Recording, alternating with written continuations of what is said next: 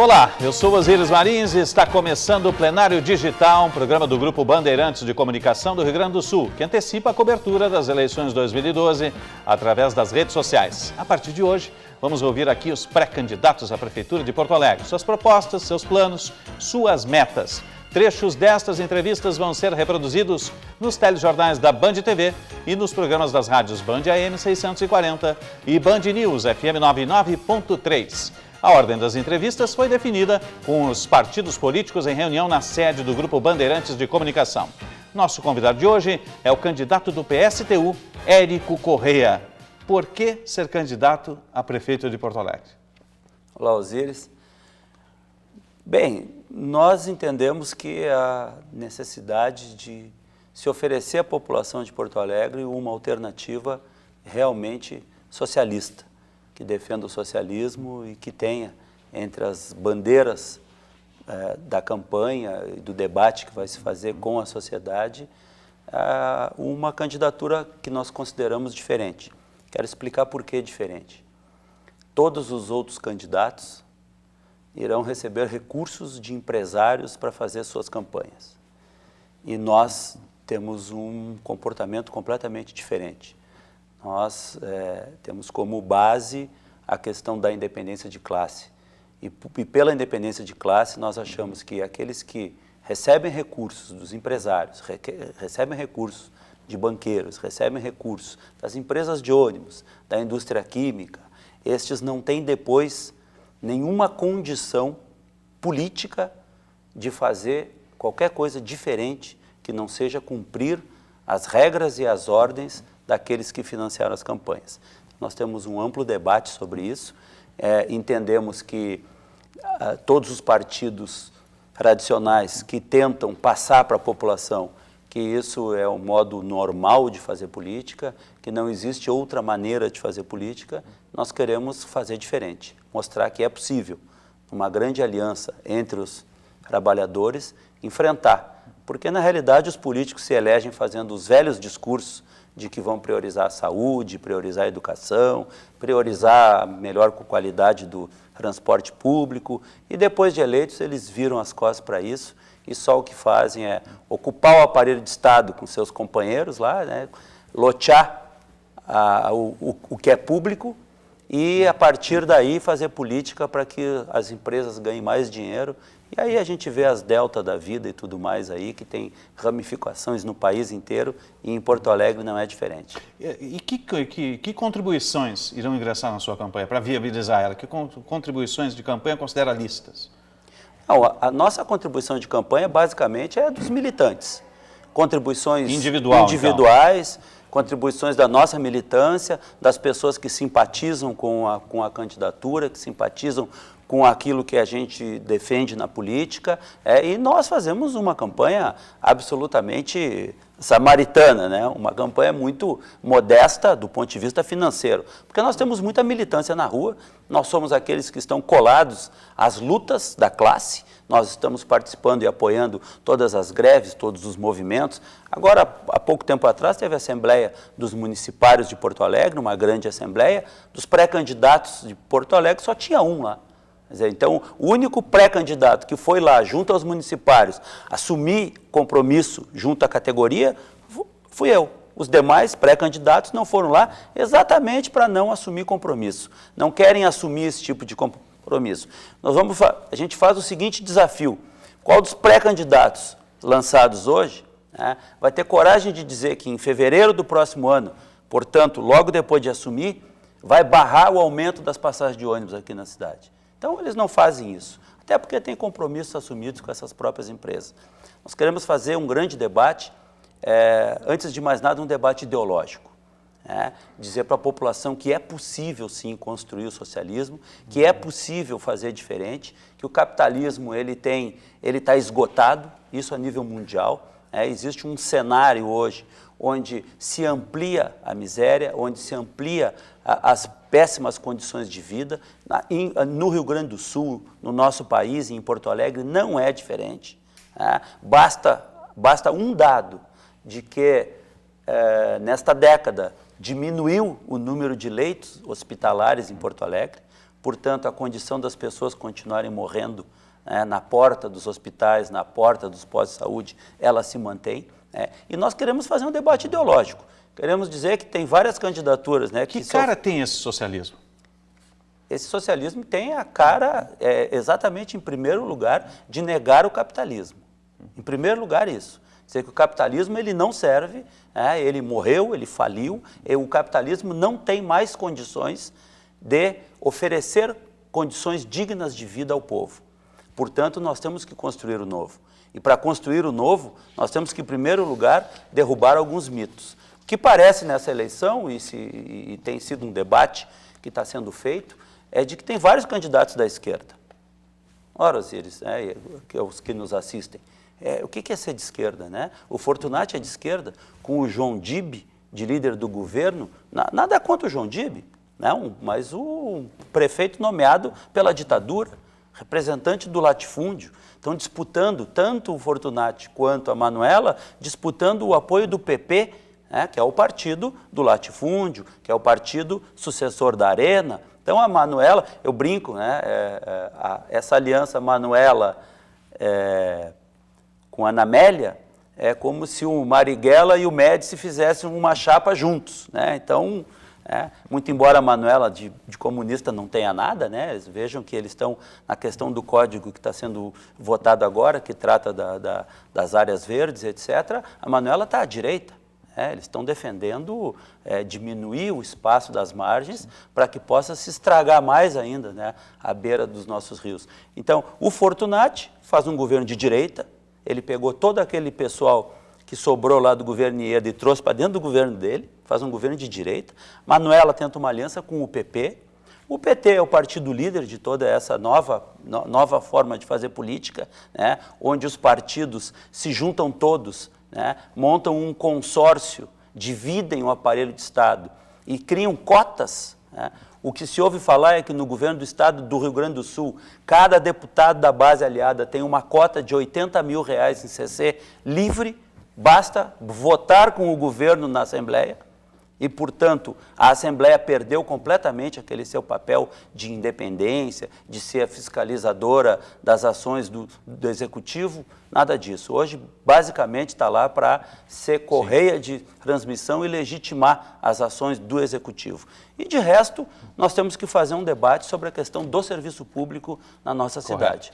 Lembrando que esse programa é feito com a sua participação, por isso, entra no site www.bandrs.com.br/plenário digital e mande a sua pergunta para os pré-candidatos. Lá você confere também a agenda de gravações. Vamos colocar uma pergunta de internauta na tela. O senhor falou em transporte e tarifa, tem uma pergunta aqui. Vinícius Felipe, de Porto Alegre. Moro em Porto Alegre há 30 anos. Quando saí do interior e vim para a capital, lembro que o transporte público já era um problema e nada mudou. A não ser o preço da passagem. A melhor ideia é voltar ao passado e começar a usar transporte hidroviário, como estão fazendo agora? Qual é a sua sugestão, qual é o seu programa para essa área? Transporte hidroviário, ele é necessário. É necessário e ele é correto do ponto de vista ambiental, não polui, então ele tem que ter força e tem que ser usado. Agora, não vai resolver toda a questão de transporte público da cidade. Nós estamos com um atraso absoluto na questão do metrô, que só volta em época de eleição. Né? Em época de eleição o metrô surge de novo e aí a paternidade do metrô ela é disputada por todo mundo. Né? Mas nós precisamos discutir, em primeiro lugar, o preço da tarifa é um preço exorbitante. A população paga. A tarifa dos ônibus em Porto Alegre aumentou mais de 100% em relação à inflação nos últimos 10 anos. Como resolver isso? Resolver, em primeiro lugar, é o seguinte, nós temos política para isso. Nós entendemos que o transporte público deva ser estatal, portanto, nós temos sim que estatizar as empresas de ônibus. Mas a intervenção não deu errado lá em 88, no Governo Livre? Não, nós não consideramos que tenha dado errado. Ela só porque gerou o plus tarifário. Ela só não teve sequência. Ela só não teve sequência. Os mesmos que dizem que a intervenção não pode ser feita por uma questão jurídica, não fazem o debate de que essas empresas que atuam em Porto Alegre estão há 10 anos atuando de forma irregular, sem licitação. Quer dizer, então, nós temos que fazer um debate com a sociedade. Afinal de contas, essas empresas têm que servir o interesse público ou têm que servir o interesse dos seus donos, que estão cada vez mais ricos? E que, obviamente, né, a gente já falou sobre isso, depois, na época da eleição, eles distribuem recursos para todos os candidatos, para que seja quem for que ganhe, as coisas continuem do jeito que estão. Só que a população, quem tem que ir atrás de emprego, o estudante, professor, funcionário de escola, tem que ter passe livre, tem que ter a meia passagem. Quer dizer, nós precisamos ter um transporte de qualidade. Os horários dos ônibus, os ônibus superlotados, ônibus que estão sendo comprados hoje, em 2012, a Prefeitura de Porto Alegre, quando compra ônibus, ainda compra ônibus sem ar-condicionado.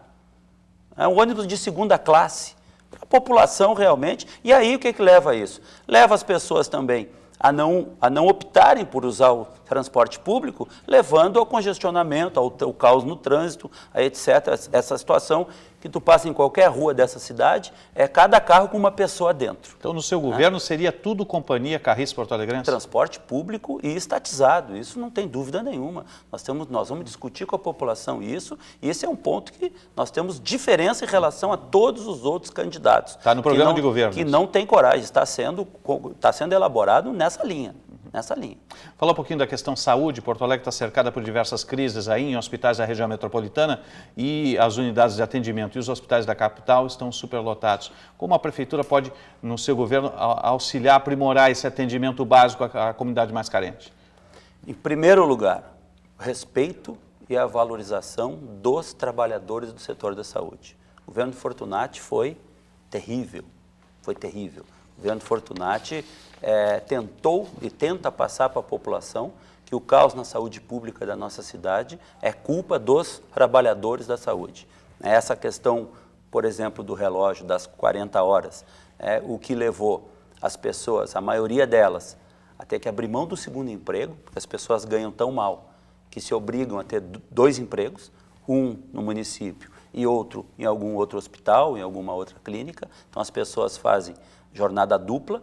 O governo estabeleceu como se as pessoas fossem as culpadas, né? O atendimento à população, ele é sustentado basicamente nas costas dos servidores. Falta material, falta medicamento, enfim, as consultas, elas são marcadas com tanta antecedência que as pessoas aí depois fazem pesquisas de que as pessoas não vão nas consultas, não vão porque buscaram outra alternativa, não vão porque se curaram sozinhas ou não vão porque morreram.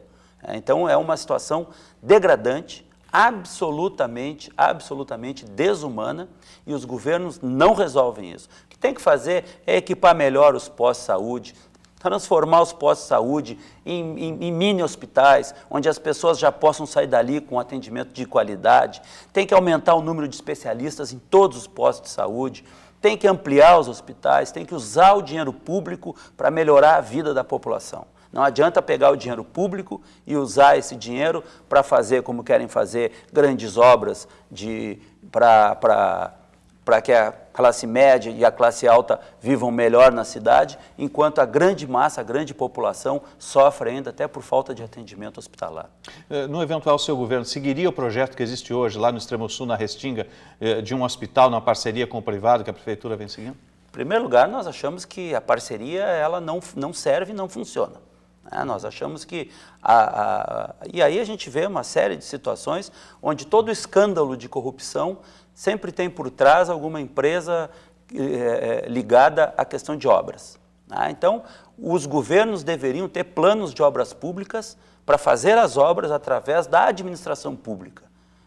Portanto, e o Hospital da Restinga também é um tabu que só surge em época de eleição. Eu não sei há quanto tempo tu acompanha a política aqui na nossa cidade, mas eu desde menino eu ouço falar no Hospital da Restinga, que não é concluído nunca, e que na época da eleição eles voltam, falam, tratam do assunto. Isso tem que encerrar, tem que ser construído, tem que ser um grande hospital, porque é uma região com uma população muito grande, tem que ser um grande hospital, mas tem que ser um hospital público, assim como temos que construir outros hospitais.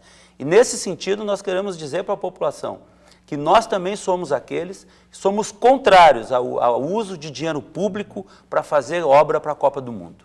Copa do Mundo é um evento esportivo importante, que tem o seu significado, todas as pessoas gostam de futebol, acompanham o futebol. Agora, dinheiro público tem que ser usado para melhorar a vida do povo e não para fazer obra, às vezes para financiar a obra.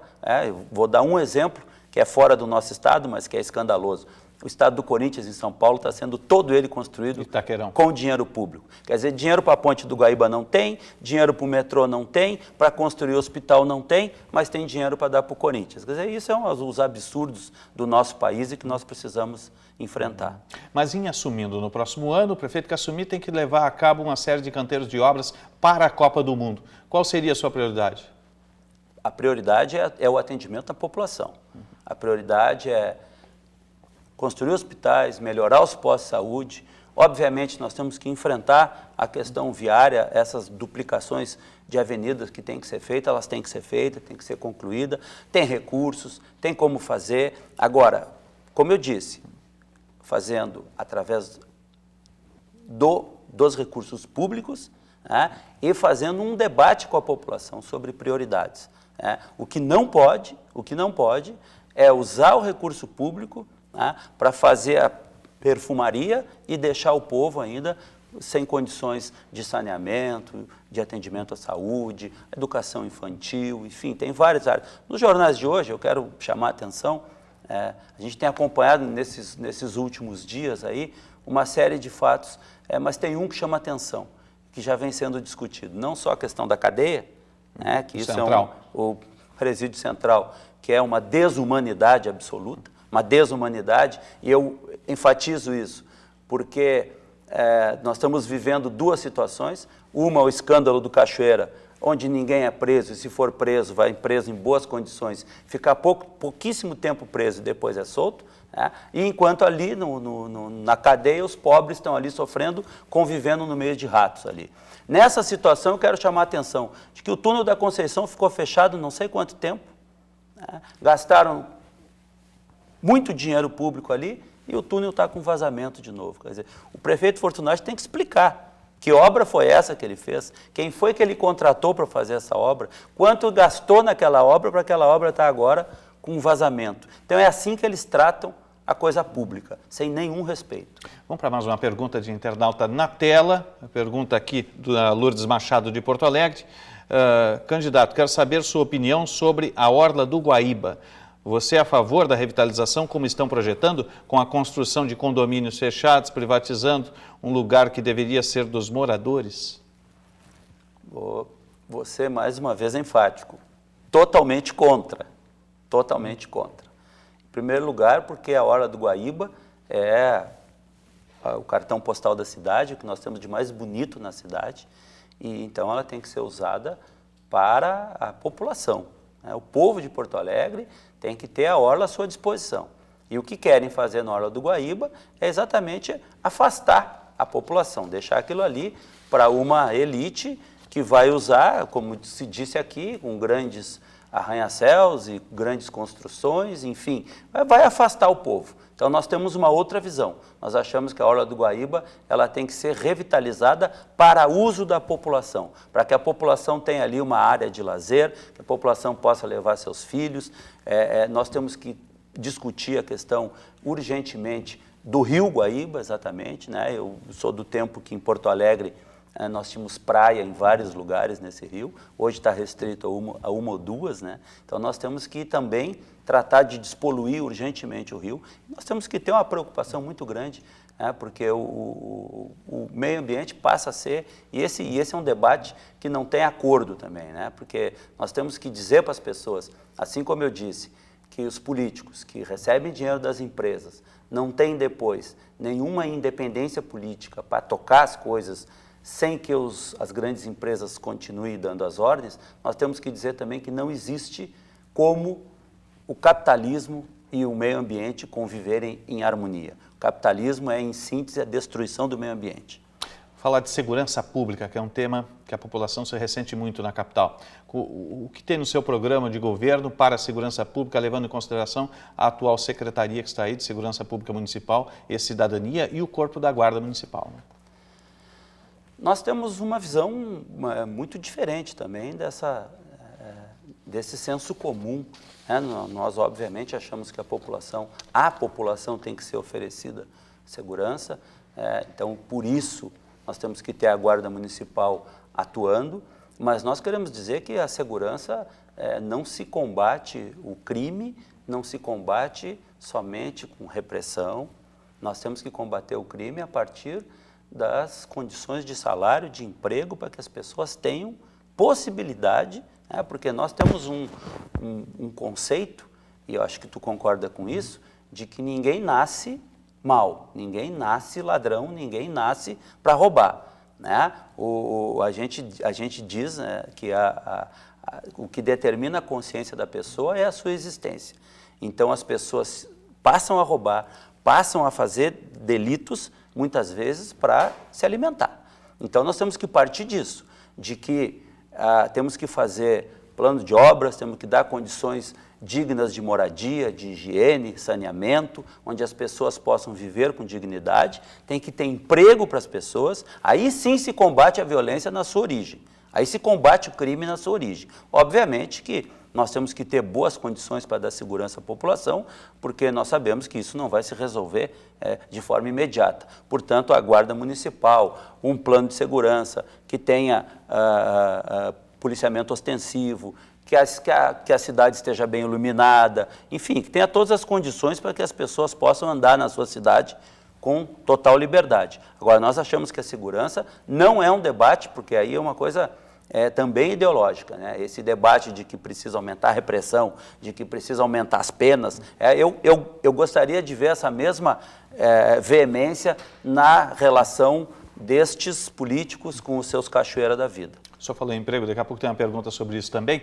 Lembrando que esse programa é feito com a sua participação, por isso entra no site www.bandrs.com.br/plenário digital e mande a sua pergunta para os pré-candidatos. Lá você confere também a agenda de gravações. Vamos para uma pergunta na tela, é sobre qualificação e mão de obra, né, que vai ser colocada aqui em seguida.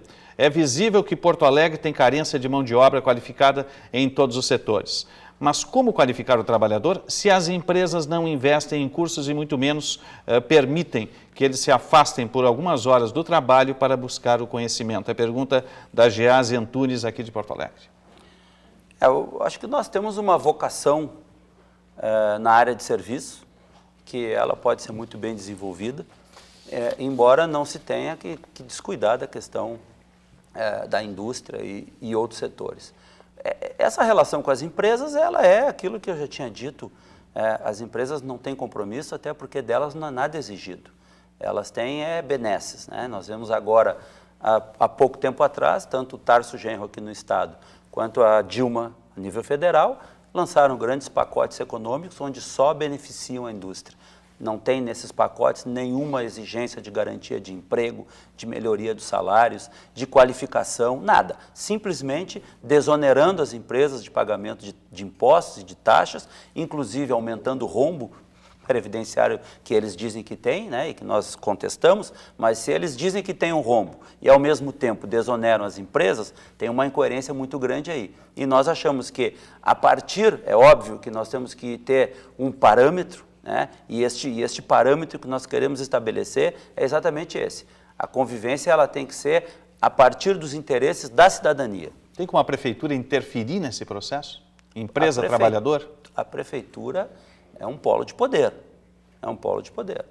Nós, obviamente, sabemos das limitações, né? E alguém pode nos perguntar, mas como vocês defendem o socialismo, mas o socialismo em Porto Alegre? Não, nós defendemos o socialismo a nível internacional. O socialismo ele tem que vir como sucessão do capitalismo a nível mundial. Agora, Porto Alegre tem que dar exemplos e Porto Alegre tem que fazer esse debate com a população e nós precisamos partir para esse tipo de debate. Não é possível mais que o objetivo do Estado, eu falo Estado enquanto poder público, seja simplesmente garantir lucro para as grandes empresas ou para, enfim, para os monopólios e tudo mais. Nós temos que ter o poder público e temos que ter tudo aquilo que é gerado do trabalho para benefício da população. Essa tem que ser a síntese e vai ser a síntese do debate. Portanto, que nós estamos enfatizando para a população de Porto Alegre. Tem que prestar atenção quem está financiando as campanhas, porque quem está financiando a campanha do candidato vai ser quem vai dar as cartas depois, quando ele estiver no governo. O senhor falou no início da sua manifestação da estrutura da prefeitura. Hoje ela dispõe de um quadro de concursados e também dos cargos em comissão. Passa pelo seu programa de governo uma reforma administrativa no município? Bom, muito bom tu ter tocado nesse ponto, porque eu sou servidor público estadual, né? E nós temos essa mesma dificuldade no Estado. E agora tem um debate, inclusive no Poder Judiciário. O Judiciário quer extinguir os cargos de chefe de cartório, né? Deixar de ser cargo de carreira para ser também cargo nomeado. Então, vejam que existe uma ampliação dos poderes, né, dos CCs em cima dos aparelhos de Estado. Quero dizer para todos que nós entendemos que a forma de administrar é através de servidores concursados. Ou, então, são dois tipos de servidores públicos, que disputam a eleição e os que fazem concurso. Não existe na nossa visão de administração pública a figura do CC. O CC, na realidade, ele é um cargo dado como prêmio para o militante político. Então, tu é do partido político, nós achamos que a política tem que ser feita por ideologia, né? Mas que a pessoa tem que se sustentar do seu trabalho, do seu emprego, e não da política. O que acontece via de regra? Isso cada vez mais. As pessoas participam das campanhas políticas, seu partido ganha, seu partido ou uma coligação de partidos, porque tem tanto CC que hoje dá para distribuir entre vários partidos, eles ganham e aí sim nomeiam. Eu pergunto o seguinte, que interesse tem o servidor público, que interesse terá o servidor público em melhorar sua formação acadêmica, em correr atrás, em se formar, em estudar mais, se ele nunca vai ascender a um cargo de chefia?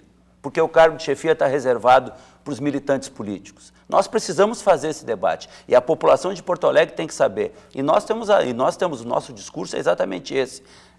A Prefeitura de Porto Alegre e o governo do Estado, seja qual for, as chefias, os órgãos de direção, têm que ser exercidos por quem conhece exato e conhece a fundo o funcionamento e como fazer. E estes são os servidores. E, aliás, os servidores mais qualificados que os CCs, porque fizeram concurso e passaram no concurso. Os CCs não fizeram concurso, eles agitam a bandeira na eleição e ganham muito mais que os servidores, né? Ganham muito mais. Salários altíssimos, no governo do Estado, o Tarso Genro reajustou em 120% o salário dos CCs, enquanto dos servidores está oferecendo migalhas, não paga nem o piso. Nós precisamos discutir a questão da educação no município também, porque é um escândalo a falta de educação infantil, a falta de creches. Tem uma série de debates que tem que ser feito e nós vamos fazer ao longo da campanha, como a gente faz campanha, nas ruas e colado nas lutas. Qual é a política de alianças do PSTU? Se governa com minoria na Câmara? Se governa. Nos bons tempos da política, era assim que se governava. Nós temos, que na realidade nós temos uma composição. Eu faço parte de uma corrente política chamada Construção Socialista, que era uma corrente interna ao PSOL, nós saímos do PSOL, fizemos agora essa frente política com o PSTU, estamos discutindo com o PSTU e no campo eleitoral a gente construiu a nossa política de alianças, ela parte de um princípio básico, que eu falei antes, a questão da independência. E a questão da independência inviabiliza, por exemplo, a frente política com o PSOL. O PSOL, e foi uma das razões que nós termos saído do PSOL, o PSOL, além de ter feito aliança com o PV, o PSOL, além de ter chamado voto no Paulo Paim do PT, o PSOL também recebeu recursos, do Gerdau, da Taurus, do Zafra, etc. E nós achamos que isso inviabiliza a parceria. Se o PSOL aceitasse construir uma frente de esquerda conosco, mas aceitando esta condição, nós teríamos plenas condições de fazer uma aliança. Infelizmente, a esquerda sai também desunida nessa eleição por conta dessa iniciativa do PSOL de receber recursos do Gerdau, então, e de outros.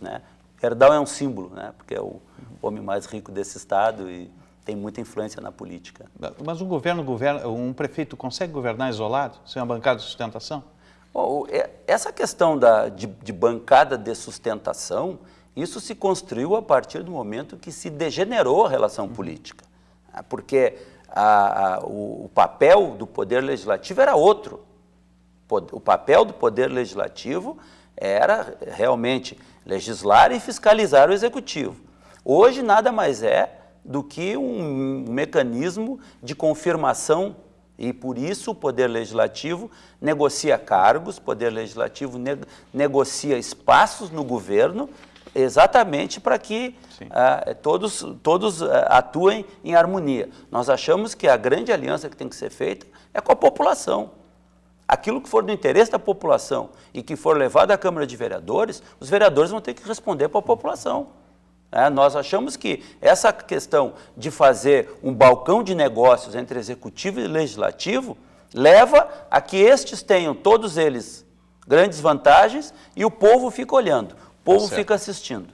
Érico Corrêa, pré-candidato do PSTU à Prefeitura de Porto Alegre, obrigado pela presença conosco. Muito obrigado, Osiris, pelo espaço e vamos ter um grande debate aí denunciando os políticos que dizem uma coisa e depois fazem exatamente o oposto. Um grande abraço. Obrigado. Lembrando que este espaço digital da cobertura da Band Rio Grande do Sul nas eleições 2012, através do nosso site você tem informações sobre os principais candidatos, além de um conteúdo exclusivo no qual você é o protagonista.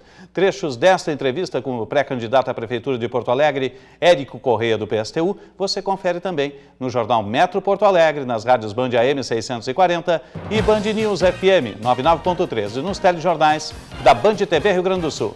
Não deixe de comentar e compartilhar nas redes sociais a entrevista que você acompanhou. Obrigado pela audiência e até a próxima.